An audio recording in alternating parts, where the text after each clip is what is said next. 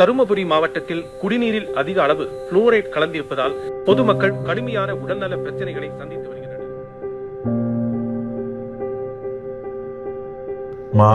இத சரி பண்ண மருந்து மட்டும் போதாது. கொஞ்ச நாளா உங்க ஊர்ல இருந்து நிறைய பேர் இதே நோயோட தான் வராங்க. குடிக்கிற தண்ணியில தான் ஏதோ பிரச்சனை இருக்கு. அதை சரி பண்ணணும் முதல்ல.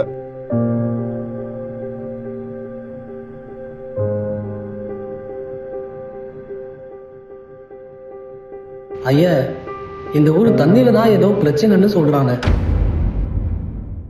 தர்மபுரி, கிருஷ்ணகிரி பகுதிகளில் புளோரைடால பாதிக்கப்பட்ட மக்களுக்கு சுகாதாரமான குடிநீர் தர முத்தமிழறிஞர் கலைஞரும் நம்ம முதலமைச்சர் மு.க. ஸ்டாலினும் கொண்டு வந்ததுதான் ஒகேனக்கல் கூட்டு குடிநீர் திட்டம்.